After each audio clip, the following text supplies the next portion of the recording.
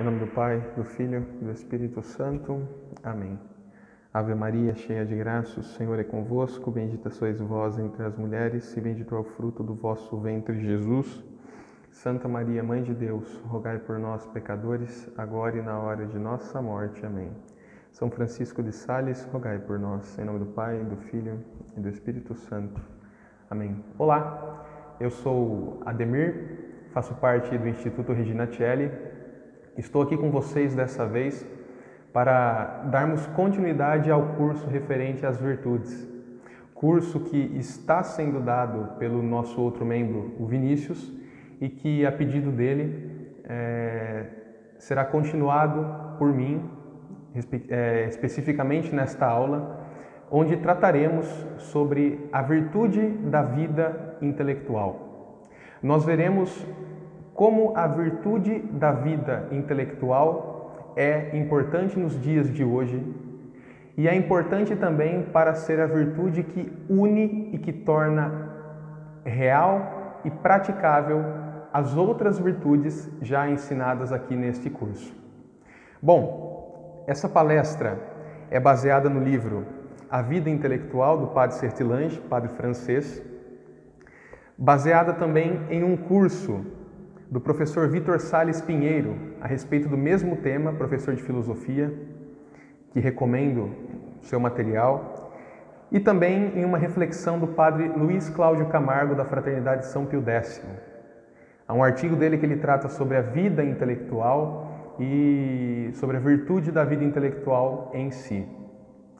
Além de que nós utilizaremos também algumas citações de São Francisco de Sales, do livro Filoteia, ou Introdução à Vida Devota. Bom, por que é tão importante falar a respeito da vida intelectual? Hoje em dia, tem-se uma ideia totalmente errada sobre o que é a vida intelectual e a vida propriamente de estudos. Conforme nós temos visto nesse curso de virtudes, hoje nós vivemos uma crise humana que se dá justamente pela falta de virtude. E acaba por ser, no final das contas, uma crise na própria educação. Porque se você não sabe aquilo que o homem é, você não sabe como educar o homem para o fim a que ele pertence. Então, todos esses problemas que nós temos de virtude, todos esses problemas acabam por ser um problema na educação.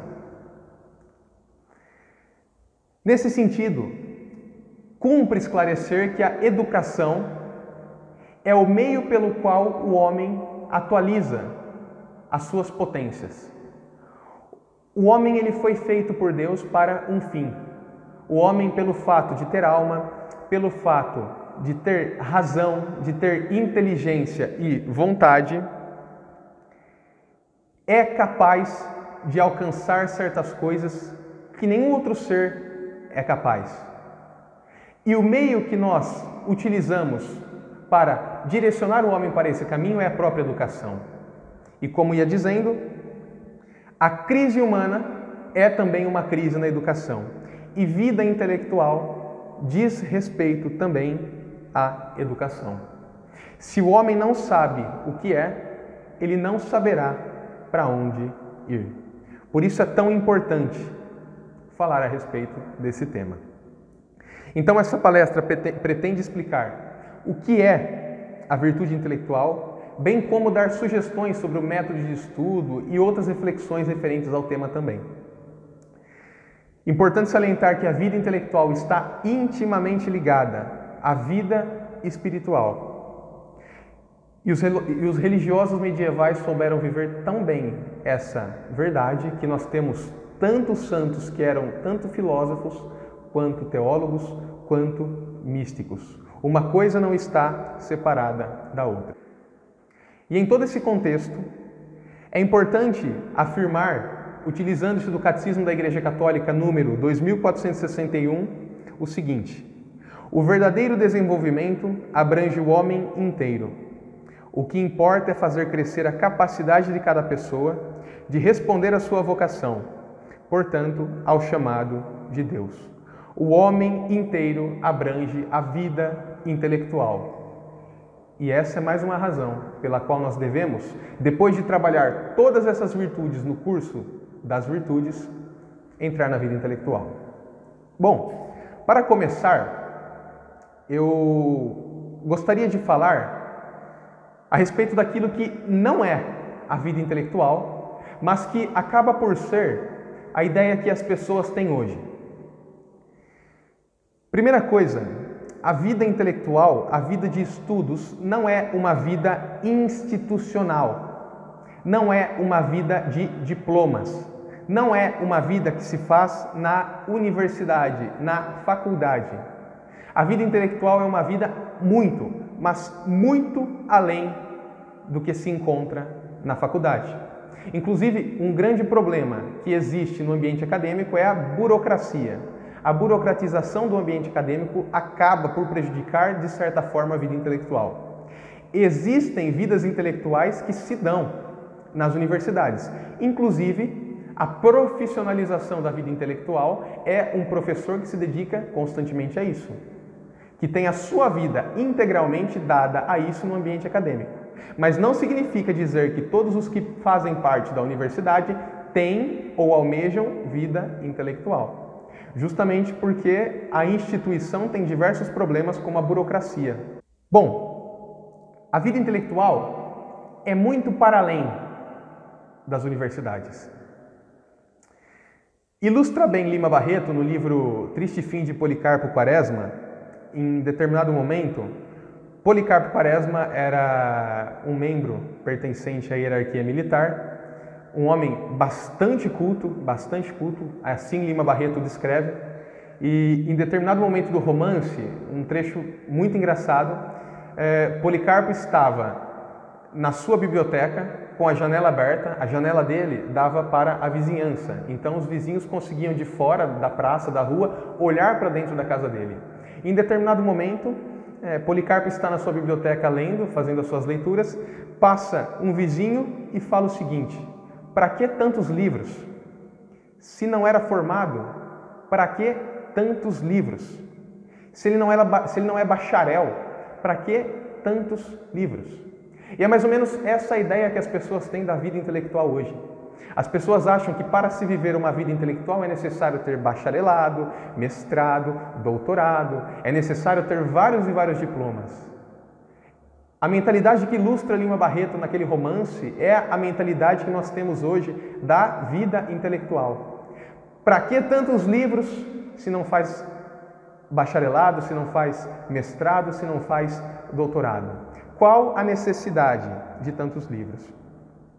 E cumpre estabelecer que o modelo intelectual na sociedade, ele se perdeu por diversas razões. Eu citarei aqui especificamente 3.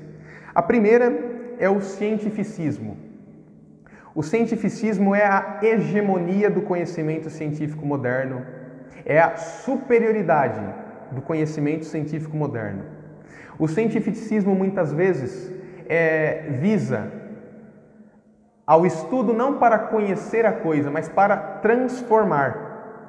Enquanto a vida intelectual procura conhecer aquela coisa para se adequar, se conformar àquela coisa, o cientificismo não quer conhecer aquela coisa, ele quer transformar aquela coisa.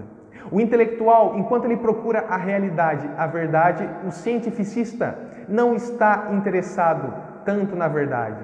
Para ele não tem verdade. Ou, aliás, a única verdade é a verdade estabelecida pela ciência.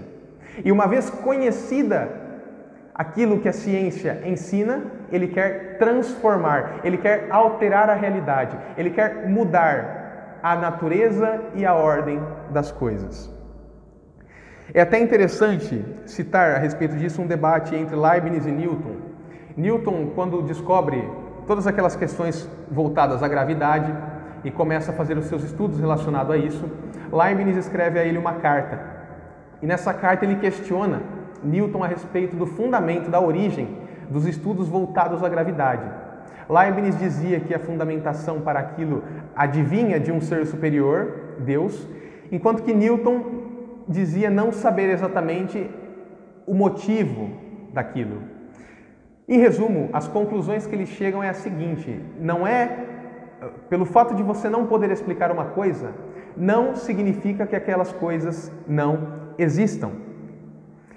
Um outro exemplo interessante para ilustrar a questão do cientificismo e de como a ciência é problemática no que diz respeito a esse tema é o seguinte: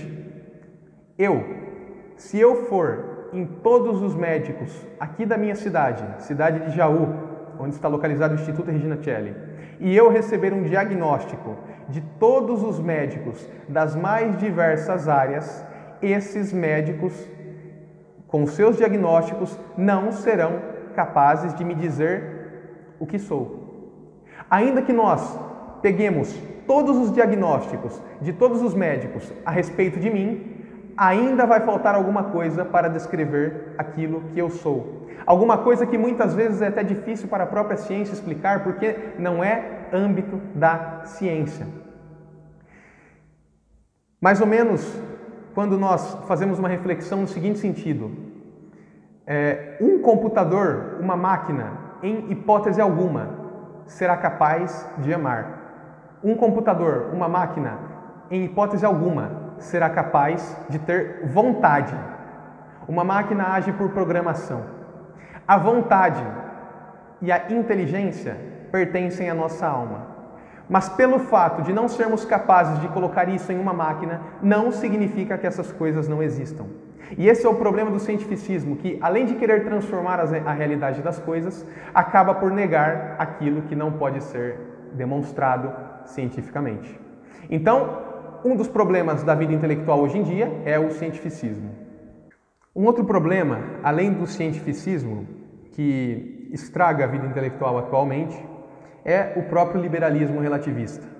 O liberalismo relativista é a própria relativização dos valores. Não existe nada bom, ou ao contrário, tudo é bom. O pecado pode ser pecado para você, mas para mim o pecado pode não ser pecado. Tudo depende da sua visão, tudo depende dos seus valores, tudo depende da forma com que você foi educado. E esse acaba por ser um grande problema porque relativiza a própria realidade das coisas. Uma vez que existem coisas que são absolutas, uma vez que existem coisas que são verdades independentemente da nossa vontade. Por exemplo, 2 mais 2 equivalem a 4. Um liberalista relativista, ele vai relativizar valores. Ele não vai relativizar uma verdade matemática, porque normalmente o liberalista relativista está ligado ao cientificismo. Para ele é verdade aquilo que a ciência demonstra. Então, se 2 mais 2 equivalem a 4, é uma verdade. Contudo, aqueles valores que, muito embora não possam ser demonstrados cientificamente, não deixam de existir. Mas para o liberal relativista, tal coisa é boa para você, tal coisa é ruim para mim. Quando, na verdade, a postura do intelectual é totalmente contrária a essa. O intelectual ele é um escravo da verdade. Seja verdade científica, seja verdade moral. Capaz de ser encontrada, descoberta pelo uso da razão. Bom, além do liberalismo, um outro problema encontrado atualmente, e esse também é um dos grandes que operam, é o imediatismo.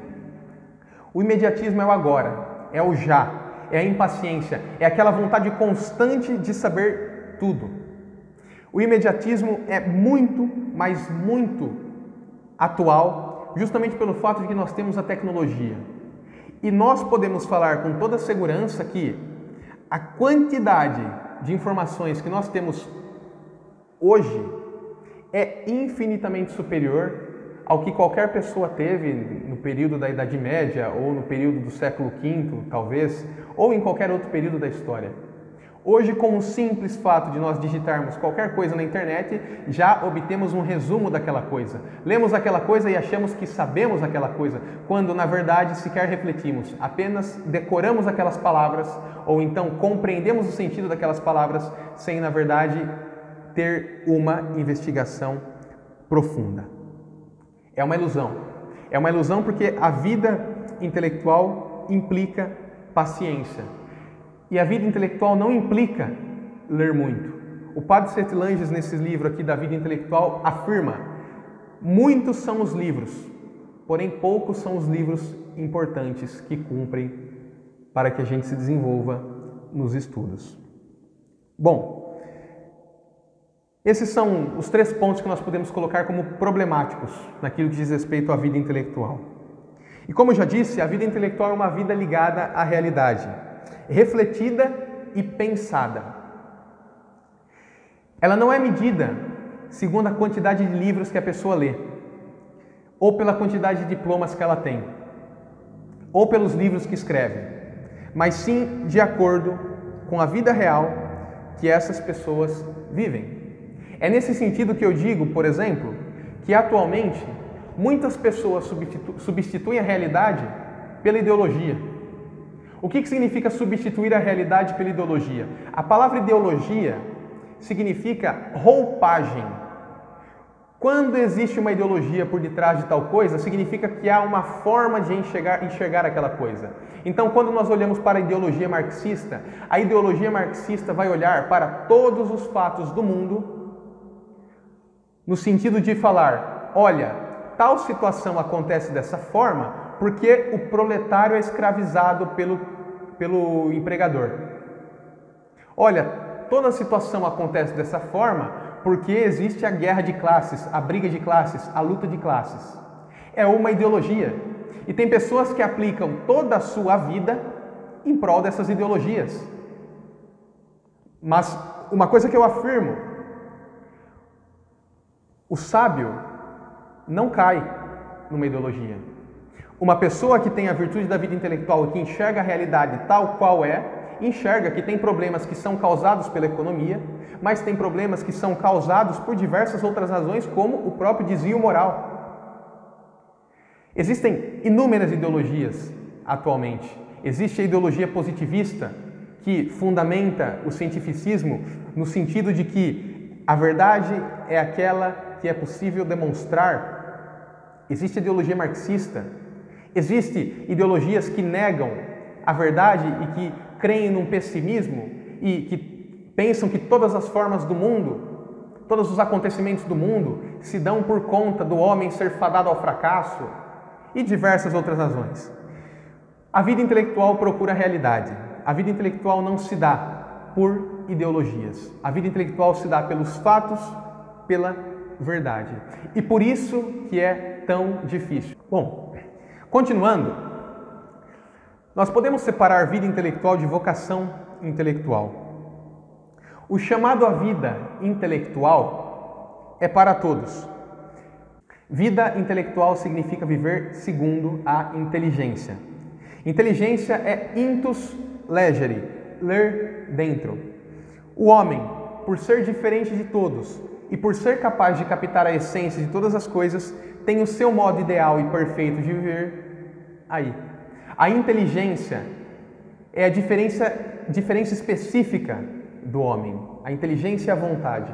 E é por essa razão que o homem é capaz de viver de acordo com essa faculdade que lhe foi dada. A título de exemplo, ilustrando, quando nós pegamos Gênesis e nós vemos Adão, que depois de ter sido criado, depois de ter dado nome aos bichos, depois de ter visto os bichos passarem diante de si, ele se dá conta de que não existe ninguém como ele. Ele se dá conta que ele era o único ali. Ele se dá conta que ele era a única espécie ali. Ele percebeu que, muito embora o macaco fosse parecido com ele, não era aquilo que ele tinha de próprio. E ele percebe que ele estava sozinho. Então Deus vai lá e cria Eva. Por que estou falando isso?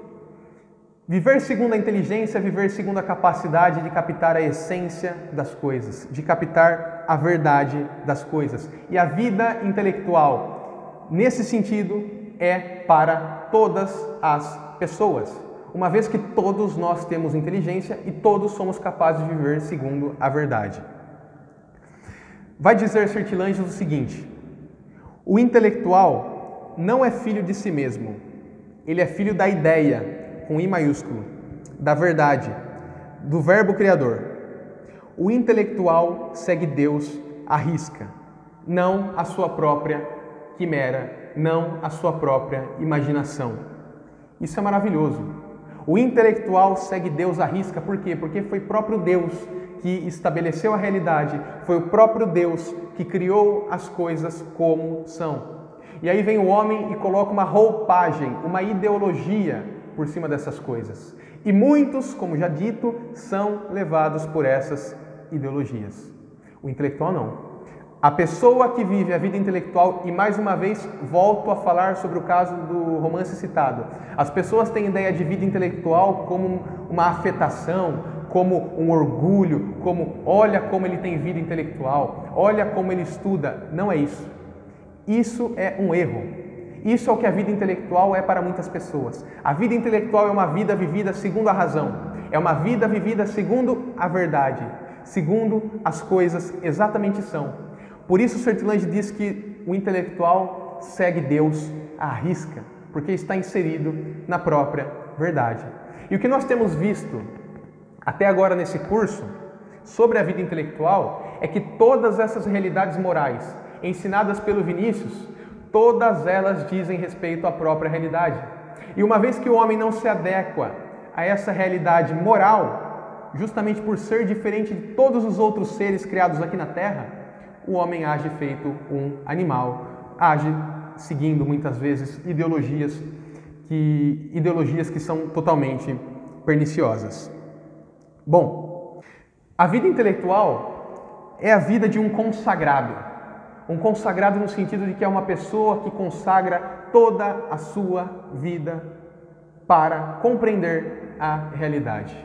E eu afirmo mais uma vez, e daqui a pouco nós trabalharemos esse assunto, não implica a leitura de livros infinitamente, não implica ler muito, implica pensar muito. Fazendo apenas uma distinção, vida intelectual é aquela vida para todos. Agora, podemos falar também de vocação intelectual no sentido de um chamado.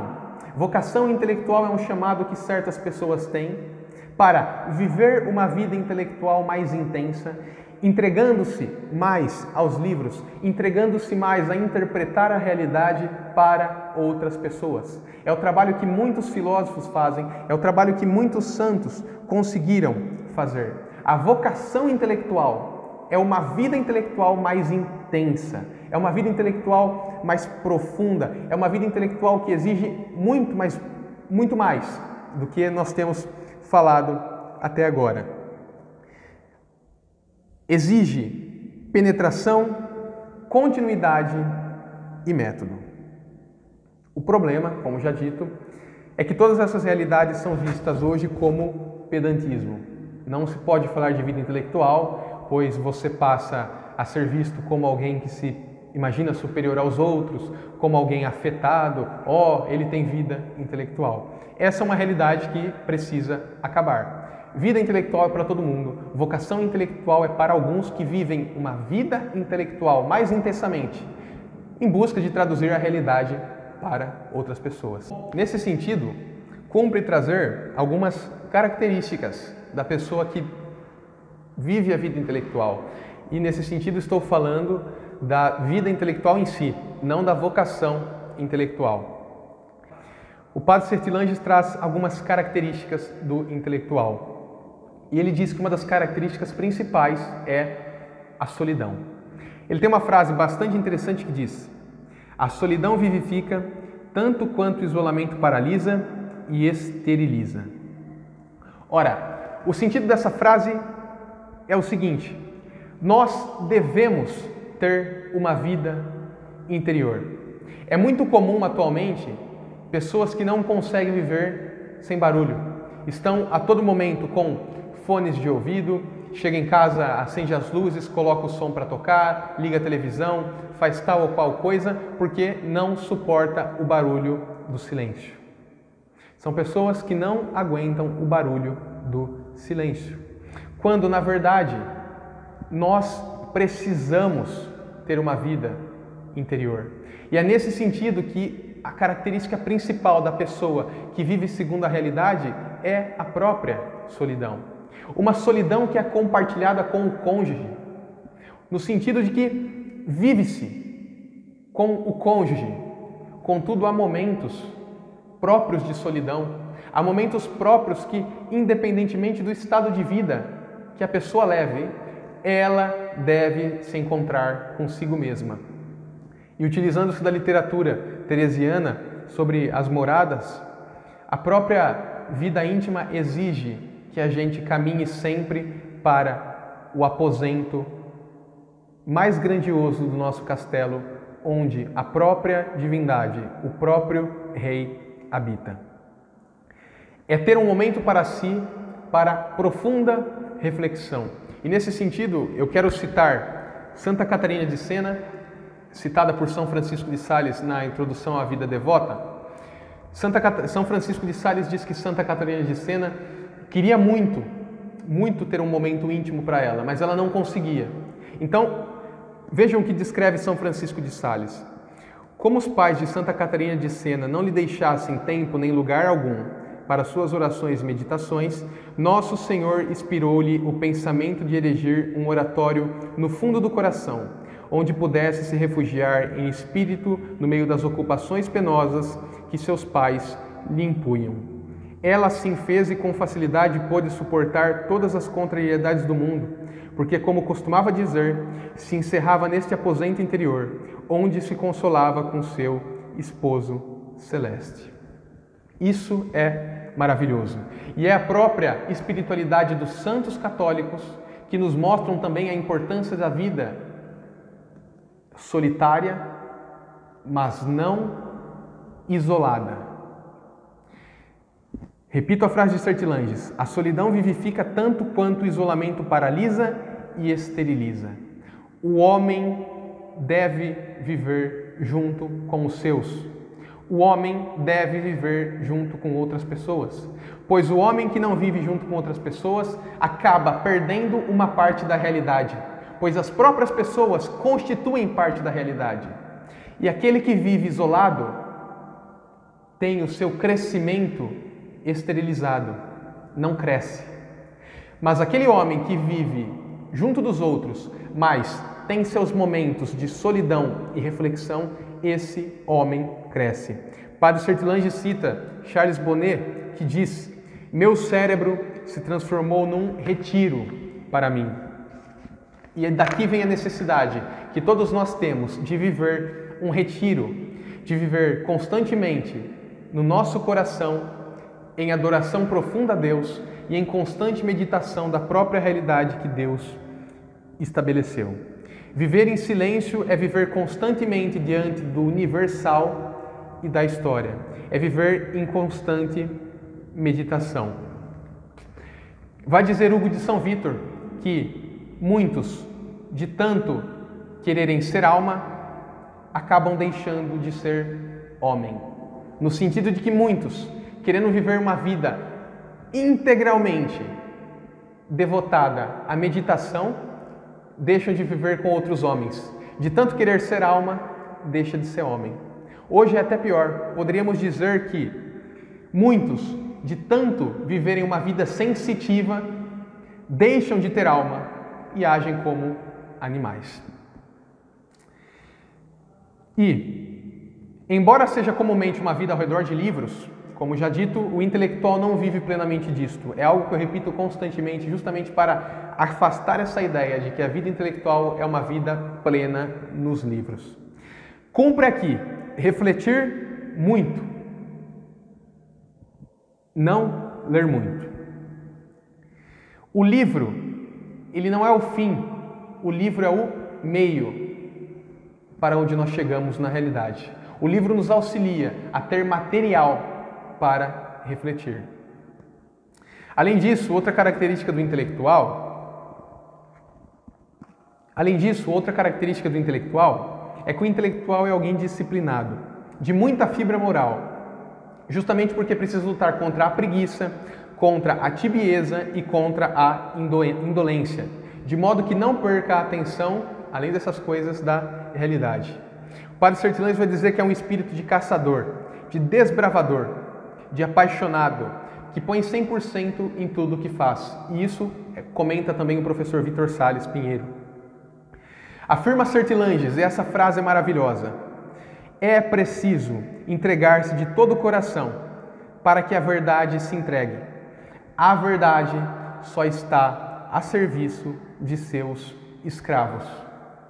E mais uma vez, o imediatismo não é capaz de levar a verdade, porque o imediatismo não está preocupado em viver escravo da verdade. O imediatista está preocupado em viver segundo as suas paixões, segundo os seus interesses, em conhecer um pouco mais superficialmente, apenas para ter o afago de acreditar, supostamente, que sabe. Sertilanges ainda diz que o asceticismo especial e a virtude heróica do trabalhador intelectual deverão ser a sua prática cotidiana. Significa o seguinte, e aqui cumpre também esclarecer alguns conselhos espirituais que constantemente são dados. São Francisco de Sales, ele fala no primeiro capítulo, que ele trata da virtude na Filoteia, Introdução à Vida Devota, que na prática das virtudes convém preferir as que são mais conforme aos nossos deveres às que são mais conforme os nossos gostos. É nesse sentido que o asceticismo é a virtude especial do trabalhador intelectual, daquela pessoa que vive segundo a realidade. Porque o asceticismo é aquele sofrimento em querer procurar a verdade, é aquele sofrimento em querer estudar, em querer conhecer, mas não conhecer de acordo com o imediatista. É conhecer segundo a coisa se apresenta verdadeiramente. É nesse sentido que o asceticismo é a virtude especial do intelectual, porque estudar é sofrimento, reflexão é sofrimento. Não é simples investigar as coisas como elas são, não é simples viver segundo a realidade. E é por isso que o intelectual tem como uma das suas virtudes o asceticismo no que diz respeito ao estudo. É difícil, portanto o intelectual vai lá e enfrenta e busca. Conforme diz São Francisco de Sales, na busca das virtudes, de tudo aquilo que foi falado até agora, convém que nós nos dediquemos mais àquelas que são próprias de nosso estado.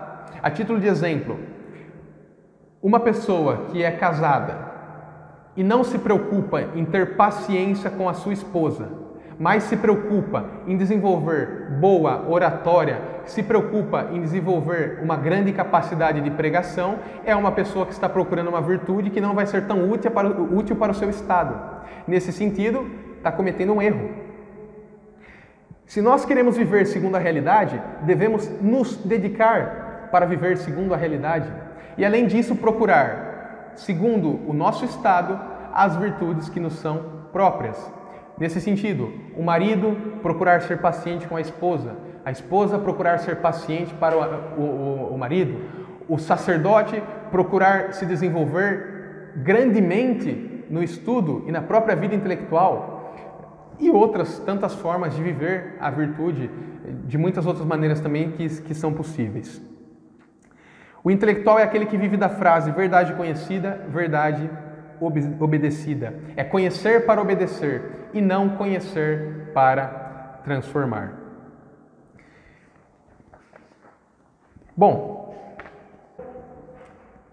mais uma vez então ressalta-se aqui a importância da virtude, do desenvolvimento da virtude. Inclusive, diz o professor Victor Sales Pinheiro que na ética clássica, a virtude é o elemento principal.